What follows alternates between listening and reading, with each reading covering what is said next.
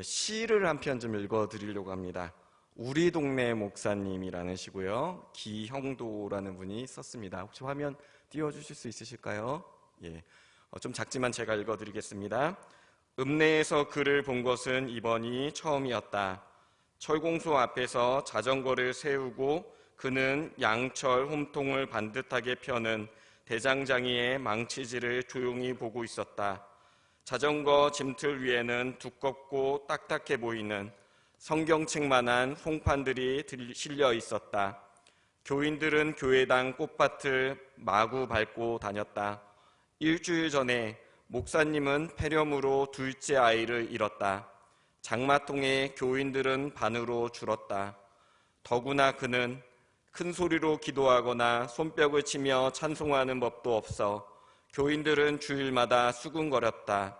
학생의 소년들과 목사관 뒤터에 푸성기를 심다가 저녁 예배에 늦은 적도 있었다. 성경이 아니라 생활의 밑줄을 그어야 한다는 그의 말은 집사들 사이에서 맹렬한 분노를 자아냈다. 폐렴으로 아이를 잃자 마을 전체가 은밀히 눈빛을 주고받으며 고개를 끄덕였다. 다음 주에 그는 우리 마을을 떠나야 한다. 어두운 천막교회 천장에 늘어진 작은 정구처럼 하늘에는 어느덧 하나 둘 맑은 별들이 켜지고 대장장이도 주섬주섬 공구를 챙겨 들었다. 한참 동안 무엇인가 생각하던 목사님은 그제서야 동네를 향해 천천히 페달을 밟았다. 저녁 공기 속에서 그의 친숙한 얼굴은 어딘지 조금 쓸쓸해 보였다.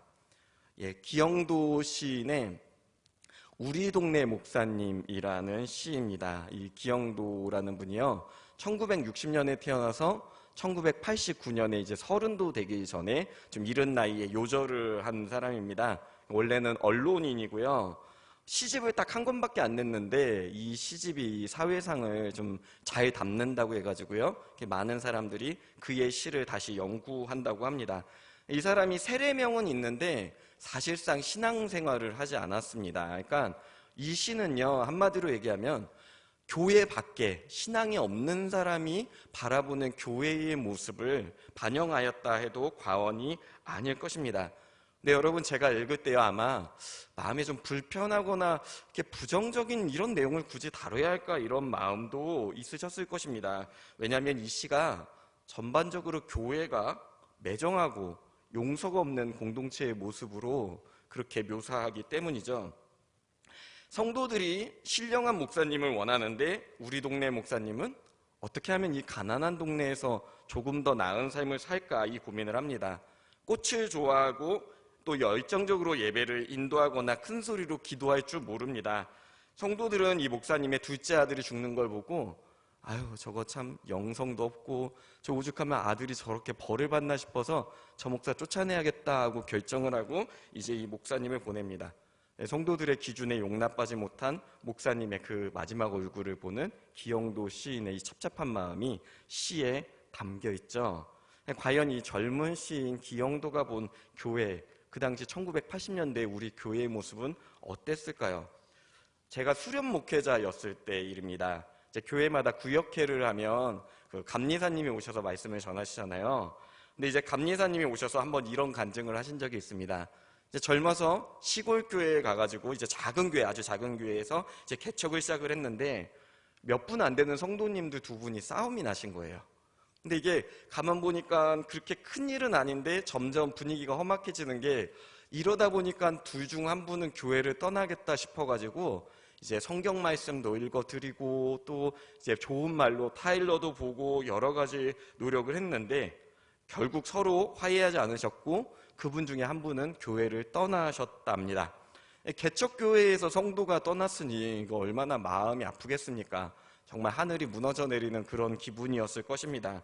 근데 어느 날 이제 길을 가는데 마을 사람이 남자 두 분이 싸우시는데요. 이제 막 멱살도 잡고 고성도 오가고 뭐 이제 온갖 욕설이 오가더랍니다. 이제 물어봤어요. 이분들 왜 이렇게 싸우시는지. 근데 가만 들어보니까 생각보다 큰일인 거예요. 그래서 아이고, 저기는 이제 끝났다. 이거 진짜 어떡하나 이러면서 이제 마을 시끄럽겠다고 생각하고 갔는데 다음날 아침에 이제 교회 이제 동네를 돌다 보니까 어제 싸우던 그 두 분이요, 어깨 동무하면서 형님, 동생, 허허허 이러고 다니더랍니다. 아, 이거 너 이해가 안 가잖아요. 그래서 무슨 일이냐고 또 물어봤답니다. 마을 사람들에게. 전날 밤에 소주 한잔 하면서 풀었답니다. 이 말을 듣고요, 목사님이 정말 많이 상처를 받으셨대요. 아니, 왜 말씀으로 교회는 하지 못하는 걸 저 세상 사람들은 소주 한 잔으로 화해하고 용납하는가? 근데 사실 사람들 간의 관계 속에서 여러 가지 일이 발생합니다. 어떤 사건으로 인해서 진짜 명백하게 피해자가 발생하고 가해자가 발생하는 이런 일들이 있죠. 그리고 피해자의 마음엔요, 그 상처로 인해서 감정적이고 공격적인 분노가 쌓이게 되고, 가해자의 경우는 대부분 아니 뭐 그럴 수도 있지 하면서 자기를 합리화하고 이 사건을 축소하려는 경향들이 있습니다. 우리가 어떠한 경우에 잘 사회적 합의를 해서 화해를 이루는 경우도 있지만, 이 감정들이 고조돼 가지고 쌍방 간의 갈등이 더 커지는 경우도 있습니다. 근데 사실 오늘 말하는 용서는요, 이 단순하게 갈등을 조정하는 정도를 용서라고 말하진 않습니다. 용서는요, 상대에 대한 부정적인 마음을 넘어서 그에 대해 긍정적인 마음을 가지고 용납하는 과정입니다. 그런 의미에서 이 용서는 단순히 화해 조정을 넘어서서 타인을 자신의 울타리 안으로 초대할 수 있고, 그와 단둘이 있어도 괜찮은 그 상대를 따뜻한 지지를 보낼 수 있는 그런 상태에 이르는 것이 바로 용서입니다. 성경은 우리에게 그 용서에 대해서 수도 없이 강조하고 있죠. 누가 가장 용서에 대해서 강조하시는지 아십니까? 바로 예수님이십니다. 예수님은 우리에게 기도를 가르치실 때 이렇게 말씀하셨죠. 마태복음 6장 12절 말씀 우리가 함께 합독하시겠습니다. 우리가 우리에게 죄 지은 자를 사하여 준 것 같이 우리 죄를 사하여 주시옵고. 아멘. 이 말씀이 사실 우리에게 큰 부담이 됩니다. 하나님께 죄사함을 구하기에 앞서서 우리가 먼저 서로를 용서함이 마땅하다라고 지금 예수님 말씀하신 거거든요. 근데 그뿐이 아니죠. 이제 베드로가 그래서 여쭤봤습니다. 우리가 형제를 얼마나 용서해 줘야 합니까? 7번 정도 용서하면 대단한 거 아닙니까? 근데 그때 예수님 뭐라고 말씀하십니까? 70번씩 7번이라도 용서하라, 이렇게 말씀하시지 않았습니까? 이쯤 되면 남이 나에게 피해를 입히든 말든 그냥 마음 비우고, 좀 속된 세상 말로 그냥 호구 잡히고 살아라, 뭐 이런 말 정도로 들릴 수도 있는데요. 근데 용서는 단순하게 우리가 마음을 비우거나 뭐 포기하고 단념하고 이런 차원은 아닙니다. 우리는 성경에서 용서의 의미를 깊이 묵상할 수 있는데요. 그 가장 대표가 되는 사건이 바로 오늘 우리가 나눈 말씀, 요셉 이야기입니다. 혹자는요, 욥을 꿈의 사람 혹은 총리가 된 비점의 사람이라고 일컫습니다. 그러나 진정 성경이 말하기 원하는 요셉은요, 바로 용서의 사람입니다. 자, 여러분 한번 생각해 보기 바랍니다. 창세기는요, 모세가 썼습니다. 이 모세가요, 이걸 쓴 이유는 이 세계가 어떻게 시작됐는지, 그리고 우리 민족 이스라엘의 기원이 어떻게 되었는지에 대해 다루기 위함입니다. 특별히 창세기 12장 이후에 4명의 사람 이야기가 나와요. 그 첫 번째는 아브라함, 그리고 그 아들 이삭, 그리고 야곱, 마지막이 요셉입니다. 일단 이 아브라함은요, 하나님께서 직접 찾아오셔서 언약을 맺은 대표자이죠. 너의 후손을 통해 복의 통로, 하나님의 복을 이루게 되는 그 언약의 통로가 될 것이다 라는 약속을 받았습니다. 그리고 그 아들 이삭은요, 온전히 하나님 앞에서 자신을 제물로 바쳐 순종함으로 하나님의 기쁨이 됐습니다. 그리고 그 아들 야곱 있지 않습니까? 이 야곱은 심지어 하나님의 은혜로 이스라엘이라 칭함을 받고 민족의 아버지가 되었습니다. 자, 이렇게 3명의 이야기는요, 창세기에 반드시 나와야 됩니다. 왜냐하면 이 3명의 이야기가 바로 이스라엘 역사의 기원이기 때문입니다. 그런데 여러분, 창세기에서 이 4명 중에 가장 길게 다루는 사람이 누군지 아십니까? 요셉입니다. 자, 이 요셉이요, 물론 나중에 12지파 중에 2지파를 이루어요. 에브라임, 므낫세. 하지만 그의 이야기를 이렇게까지 길게 할 이유는 없습니다. 광야에 있는 모세가 굳이 요셉의 이야기를, 그리고 심지어 출애굽했지 않습니까? 지금 애굽을 탈출해 온 상황입니다. 저 애국은 적국이고 지금 불만이 있을 때마다 애굽으로 돌아가자라고 말할 때마다 우리가 애굽을 탈출한 것은 정말 잘한 일이야 라고 말한 그 모세가요, 성경에 애굽의 총리가 된 요셉의 이야기를 길게 쓸 이유가 있겠습니까? 없습니다. 그리고 이제 많은 사람들이 동의하는 게 이 창세기를 또 후대에 있는 이 바벨론 포로기의 서기관들이 다시 그 말씀을 정리했다고 합니다. 근데 이 서기관들도요, 유대 지파 사람들입니다. 이 요셉의 자녀가 에브라임이지 않습니까? 이 에브라임의 그 장자권, 이 권한이 북이스라엘의 반란을 합리화했습니다.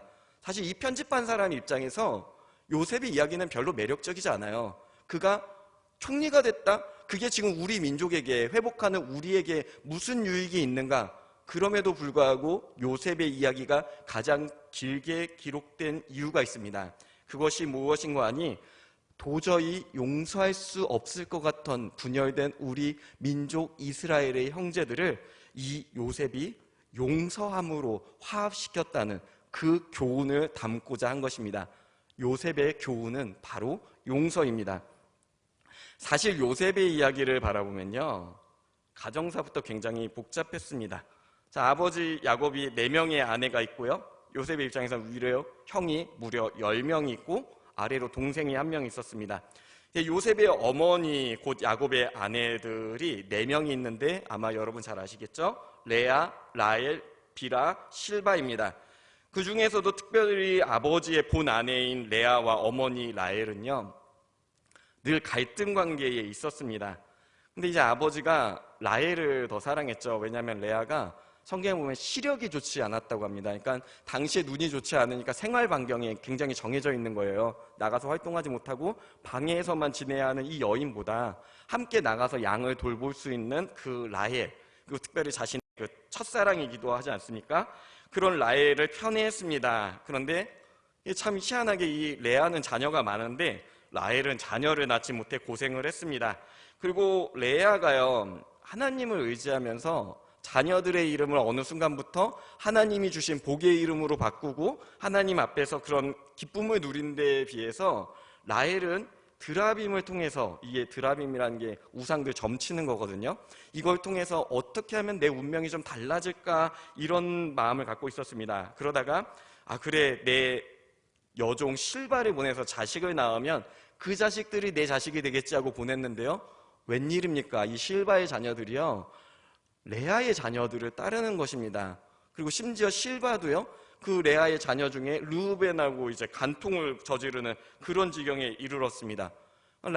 라헬이요, 자녀도 없는데 자녀들도 다 자기를 무시하고 따돌리는 이런 상황에 입지가 좁아지다가 뒤늦게 요셉을 낳은 것입니다. 자, 그리고 요셉을 낳고 얼마 후에 또 아들을 낳았죠. 베냐민입니다. 이제 이 아이를 낳는데 이 상고를 견디지 못하고 죽는 거예요. 라헬이 상처가 많은 겁니다. 죽을 때 그냥 죽은 게 아니라 이 아이를 가지고 이제 베노미라고 했는데 이게 뭐냐면 애통의 아들, 너 때문에 내가 죽는 거야, 너는 애통의 아들이야, 이러고 아이를 저주하는 이름을 지었는데, 그때 야곱이 너무 놀라가지고 아이를 딱 하면서 아니다, 너는 오른손의 아들 베냐민이다 해가지고 이 아이를 이제 자신의 아들로 둡니다. 하지만 그 사건 이후로 아이를 죽고 이제 요셉을 바라보니까 얼마나 가엾습니까? 이게 그냥 단순히 사랑한 여인의 아들이라서 뿐이 아니라 이 아이의 상황이나 여건이 너무나도 안타까운 거죠. 그러니까 이 아이를 향해 편애가 일어납니다. 근데 되게 안타까운 건 자녀를 바르게 기를 지혜가 사실 야곱에게 부족했던 것이죠. 그래서 요셉을 그리고 베냐민을 향한 긍휼이 편애로 이제 갔습니다. 아버지가 얼마나 자녀를 이렇게 감싸고 놀았는지 아이가 사회성도 없고 눈치도 없고 그냥 마냥 맑은 거예요. 근데 형들의 입장에서 이 요셉을 향한 미움은요, 이 형들 입장에서는 또 합당한 것입니다. 이게 왜 그러냐면 아버지가 이제 고향으로 돌아오게 됐습니다. 고향으로 돌아오는데 형 에서가 이제 기다립니다. 그들이 형 에서가 이제 무서운 건 알았어요. 아버지가 어떻게 대처하느냐 했더니 자기 형제들을 그리고 자기 어머니를 앞으로 내모는 겁니다. 부분을 지었잖아요. 앞으로 내몰고 그리고 마지막에 요셉하고 라헬을 하고 심지어 그 아버지는 그 뒤로 도망가는 그런 모습을 본 것입니다. 그리고 그것도 실망스러운데 더 나아가 이제 그들의 자매 디바가 이제 강간당한 사건이 있었죠. 세겜에서 강간당한 사건을 했는데 아버지가 굉장히 무력한 모습을 보이는 것입니다. 그 모습을 보고 이 자녀들이요 더더욱 분노해가지고 이 세겜의 자손들을 전부 몰살한 다음에 아버지를 멸시하고 그리고 모멸감을 주는 그런 말을 합니다. 근데 그때 야곱이 정말 다행이었던 게 뭐냐면 이 야곱에게는 예배가 있었습니다. 하나님의 약속을 따라서 베델로 올라가서 다시 예배를 회복할 때 이 자녀들이 그럼에도 아버지가 하나님께 복을 받은 사람이라는 것을 인정하기로 했습니다. 문제는 그 분노가 해결되지 않았죠. 이 분노가 어디로 갑니까? 바로 11번째 아들 요셉에게로 간 것입니다. 근데 문제는 이 눈치 없는 아들이요 형들이 허물이 있으면 그 순진한 마음으로 아버지한테 일러 바치곤 하는 겁니다. 자신들과 어머니를 팽개친 아버지, 그 아버지의 분노 드디어 삼키려고 하는데 이 눈치 없는 아들을 보니까 이 아들을 향한 그들의 분노가 점점 더 커져간 것입니다. 그런 자녀들의 마음을 헤아리지 못한 야곱이요 이 요셉에게 형들이 양떼를 어떻게 치고 있는지 보고하라 보냅니다. 해맑은 요셉이 그때 17살이었는데 굳이 그 원래 가라는 데까지만 가면 되는데 형들을 찾아서 가겠다고 지금 먼 길을 따라가다가 봉변을 당합니다. 형제들이 멀리 찾아오는 동생을 보며 마음 깊이 쌓였던 분노들을 토로하는데요. 창세기 37장 18절에서 20절 말씀입니다. 우리가 함께 합독하시겠습니다. 요셉이 그들에게 가까이 오기 전에 그들이 요셉을 멀리서 보고 죽이기를 꾀하여 서로 이르되 꿈꾸는 자가 오는도다. 자 그를 죽여 한 구덩이에 던지고 우리가 말하기를 악한 짐승이 그를 잡아먹었다 하자. 그의 꿈이 어떻게 되는지를 우리가 볼 것이니라 하는지라. 이쯤 되면요 이 형제들이 얼마나 큰 상처와 응어리가 똘똘 뭉쳐있는지 알 수 있습니다. 툭하면은 꿈 얘기를 하면서 내가 제일 높아질 거야 라는 말을 눈치 없이 하는 이 동생이요 한없이 미웠습니다. 이 철없는 녀석, 네가 여기서 죽으면 너의 꿈은 어떻게 되는데, 이들이 그 분노가 있는 것이죠. 사람들이요 마음을 분노에 뺏기면요 모든 게 다 나쁘게 보이기 마련입니다. 철없는 동생의 그 허무맹랑한 꿈 이야기, 하지만 그것이요 그들에게는 너무나 불편해서 그를 죽여야 하는 이유가 되고 말았습니다. 그래도 그 중에서 마지인 르우벤은 그래도 형제들 간의 살인은 피하고 싶어서 이 동생을 이 순간만 잘 넘겨서 동생을 아버지에게 보내야지 하고 잠시 자리를 비웠습니다. 그 사이 형제들이요 요셉을 옷을 벗기고 구덩이에 집어넣었다가 이제 그 자기들끼리 모여서 밥을 먹는 그런 장면이 나옵니다. 그리고 나서 나중에 이 이스마엘 사람들이 왔을 때 이 동생을 팔아버리죠. 사실 이게 얼마나 잔인한 장면입니까? 밑에서 어린 동생이 어떻게 죽을까 어떨까 두려워서 소리 지르는데 형제들이 함께 모여서 밥을 먹으면서 이 동생의 처분할 걸 기록하다가 이제 노예로 팔아버리는 그런 장면이지 않습니까? 그리고 이때까지만 해도 이 비극적인 사건은요 어떠한 반전도 없을 것 같았습니다. 사실 그런 여지가 없죠. 이 17살의 어린 소녀는요 형제들에 의해 낯선 땅에 노예로 팔려갔습니다. 형제들은 이 동생의 옷에다가 짐승의 피를 묻혀가지고 아버지에게 드렸고, 아버지는 진짜 이 아들이 죽은 줄 알고 마음에 통해야지만 이 아들을 찾을 생각도 하지 못했습니다. 한마디로 얘기하면 그를 찾아줄 사람도 도와줄 사람도 없는 완전 범죄의 희생자가 된 것이죠. 그런데 이런 비극 속에서 오히려 요셉의 가치가 빛났습니다. 성경이 그 이유를 이렇게 말하는데요. 창세기 39장 2절에서 3절 말씀 우리가 합독하시겠습니다. 여호와께서 요셉과 함께 하심으로 그가 형통한 자가 되어 그의 주인 애굽 사람의 집에 있으니 그의 주인이 여호와께서 그와 함께 하심을 보며 또 여호와께서 그의 범사에 형통하게 하심을 보았더라. 아멘. 참 놀랍지 않습니까? 일반적으로 보면요 배신감에 몸부림쳐도 이상하지 않은데 그때 그는 하나님이 함께 하셨고 심지어 그 하나님의 함께 하심을 주변에 있는 사람들이 느끼고 고백하는 그런 모습이었다는 것입니다. 어떻게 이것이 가능합니까? 바로 그가 아버지 야곱에게서 보았던 하나님을 예배하는 삶이 그의 삶 가운데 드러났기 때문입니다. 애굽 사람들은요, 이방인 요셉, 그 요셉의 하나님을 통해서 그가 형통한 것을 보았습니다. 사실 이제 고대 문헌을 보면요, 사람들이 이 요셉을 이렇게 높이지 않습니까? 요셉을 총리로 삼을 때 이 사람들이 생각한 요셉의 정체성은 제사장이었다라고 합니다. 제사장 딸하고 결혼을 시키고 남들 이렇게 수염 이렇게 하는데 뭐 이렇게 하는 복장이나 이런 거 보면은 사람들이 이해하는데요. 이들은요, 이집트 사람들은 제사장이며 총리로서 요셉을 받아들인 것입니다. 그것이 왜 가능했습니까? 바로 요셉 옆에 살아계신 하나님의 그 능력을 그들이 인정할 수밖에 없었던 것입니다. 자, 결국 전 지역에 흉년이 들었습니다. 요셉이 총리가 됐고, 그리고 이 흉년의 사건에서 야곱의 가족들도 흉년을 피할 수 없었죠. 그런데 오직 하나님의 은혜를 얻은 요셉, 그리고 그가 총리로 다스리던 애굽만이 이 시기에 식량을 잘 비축하여 이 시기를 잘 견딜 수 있었습니다. 야곱과 그 가정도 이 소식을 들었고 식량을 꾸기 위해 애굽에 와서 요셉 앞에 고개를 숙였습니다. 자, 이제 상황 보면요, 이 형들의 처분권은 온전히 요셉에게 있음을 알 수 있습니다. 첫 번째로는 그냥 안 팔아버리는 겁니다. 너희들이 굶어 죽든 말든 우리는 너희에게 팔지 않겠다. 어쩌겠습니까? 주인이 안 팔겠다는데. 두 번째 방법이 또 있었죠. 여러 가지 누명을 씌워서 처벌하는 것입니다. 복수할 수 있는 것입니다. 그 모든 권한이요, 완전하게 요셉에게 몰려 있었습니다. 요셉도 사람인지라 이제 아버지와 베냐민의 소식을 그들한테 물었는데요, 살아계시다 이 말씀을 듣고서는 이제 몰래 숨어서 통곡하며 울었습니다. 사실은 그도 상처받은 한 사람이었던 것이죠. 그때까지도 사실 이 요셉의 마음에는 앙금이 제법 남아 있었습니다. 무엇보다 그에게 가장 무거운 짐이 하나 있었습니다. 그게 무엇일까요? 내 동생 베냐민은 어떻게 했을까? 그 어머니 아들이라고 나에게 이렇게 했는데 그 어린 베냐민은 어떻게 했는가? 이게 그의 마음의 무거운 짐이었습니다. 그래서 이 요셉이요, 형제들에게 이제 베냐민을 데려올 것을 요청을 합니다.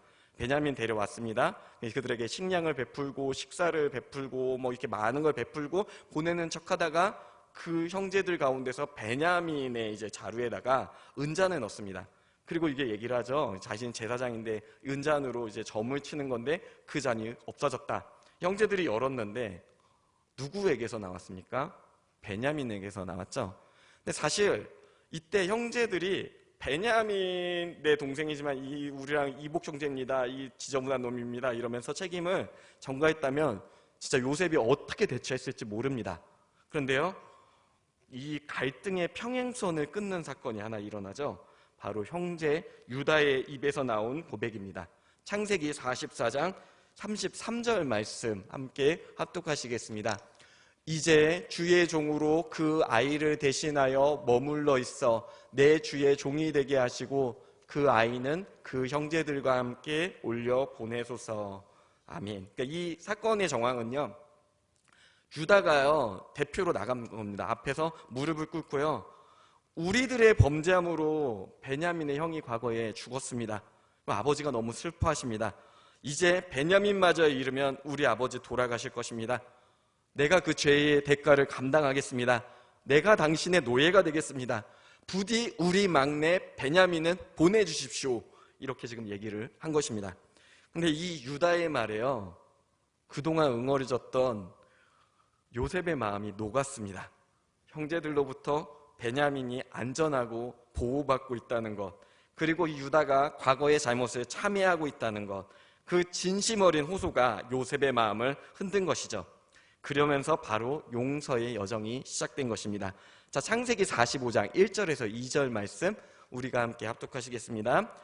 요셉이 시종하는 자들 앞에서 그 정을 억제하지 못하여 소리질러 모든 사람을 자기에게서 물러가라 하고 그 형제들에게 자기를 알리니 그때에 그와 함께한 다른 사람이 없었더라. 요셉이 큰 소리로 우니 애굽 사람에게 들리며 바로의 궁중에 들리더라. 아멘. 사실 여러분, 용서라는 게요, 한 번의 결심, 한 번의 행동으로 되는 게 아닙니다.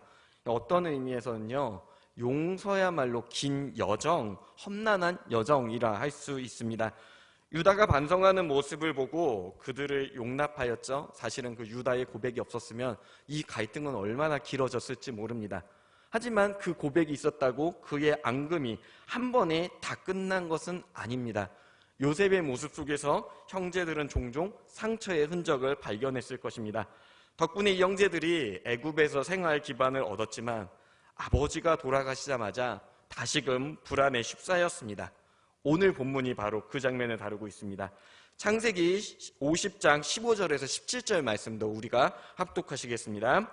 요셉의 형제들이 그들의 아버지가 죽었음을 보고 말하되 요셉이 혹시 우리를 미워하여 우리가 그에게 행한 모든 악을 다 갚지나 아니할까 하고 요셉에게 말을 전하여 이르되 당신의 아버지가 돌아가시기 전에 명령하여 이르시기를 너희는 이같이 요셉에게 이르라 내 형들이 내게 악을 행하였을지라도 이제 바라건대 그들의 허물과 죄를 용서하라 하셨나니 당신의 아버지의 하나님의 종들인 우리 죄를 이제 용서하소서 하며 요셉이 그들이 그에게 하는 말을 들을 때에 울었더라.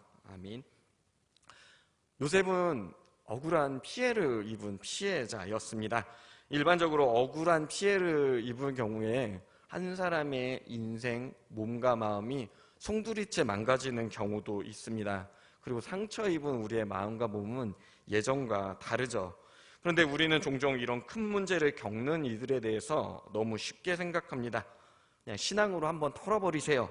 이렇게 얘기 밀어붙인다든지 아니면 세상의 원리를 따라서 용서하지 마세요.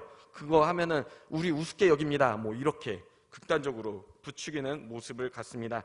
그러나 이러한 태도는 관계를 개선하는데 그다지 도움이 되지 않습니다. 우리에게는요, 회복을 위한 과정이 필요합니다. 요셉은 형들에게 배신당한 자신의 처지를 처음에 받아들였습니다. 그리고 하나님을 의지했습니다. 그냥 단순하게 아무 일도 없었어, 그냥 긍정 마인드만 가진 게 아니라 때로는 눈물로 자신의 감정을 하나님께 토로할 수 있어야 합니다. 요셉은 상처를 준 형들을 대면했을 때 비로소 자신의 상처를 인정하고 눈물을 흘렸습니다.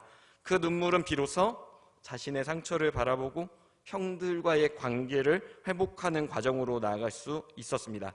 자, 창세기 50장 19절에서 20절 말씀도 우리가 함께 합독하시겠습니다.